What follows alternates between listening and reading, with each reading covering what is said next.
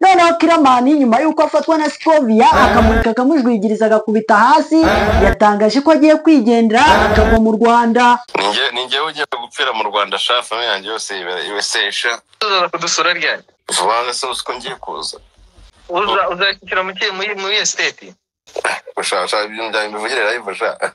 Ibi byabaye agahomamunwa mu ijoro ryakeye aho Kiramani yarari kuri live hamwe na murumuna we ngo wibereye i Buraya wagafashe wakize cyane, nawe agira ati ndabona mu Rwanda byanze famiye yanjye yose iri Burayi reka nigendere.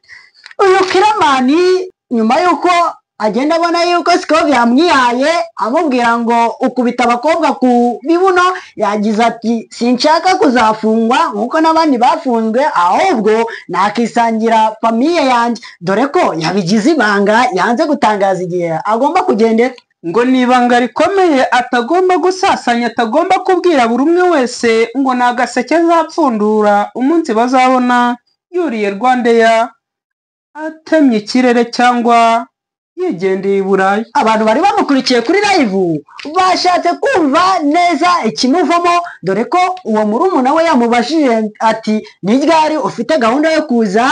Kiramani yamusubije agira ati ibyo tubyihorere nzabikubwira inbox tutari live kugira ngo bene damu bataza kunshishamo ijisho bakambuza kuzaza aho ngaho.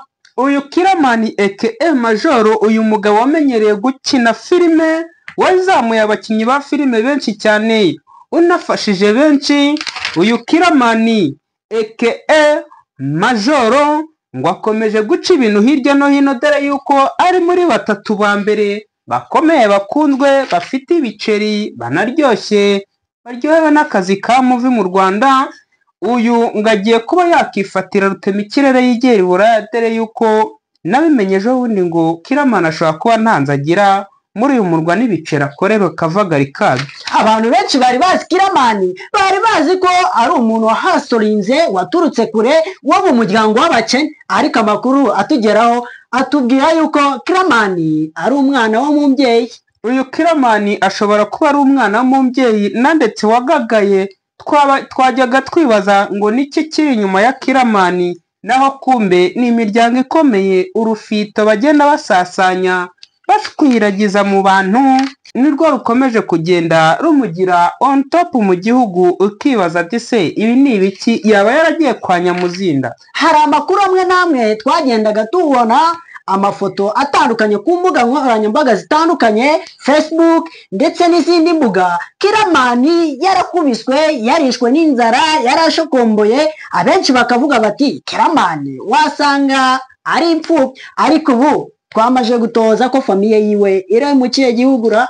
Mu bihugu by'i Burayi ni imbyeyi bameze neza, bararyoshye, ibiceri n'ibiceri, dore yuko ngo na murumuna we muto cyane, umwana muto cyane yigendera muri za Mercedes za BMW mu Burayi, yaryoshye yaryohewe, ngo wavuga yuko Kiramani ari we mukene muri family.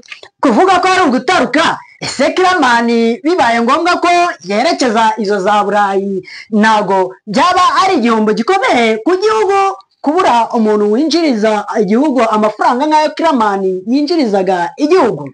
Kiramani agiye hanze koko mu by'ukuri byaba ari igihombo, kubera ko Kiramani ni umwe mu bafashije abantu benshi cyane, anatunze abantu benshi cyane, dore yuko imirimo akora irisha abantu benshi cyane kugira ngo n'abandi bagenda bayibona cyangwa n'abandi bagenda babikurikirana babiboneremo inyungu zihagije. Uyu Kiramani akomeje guca ibintu hirya no hino.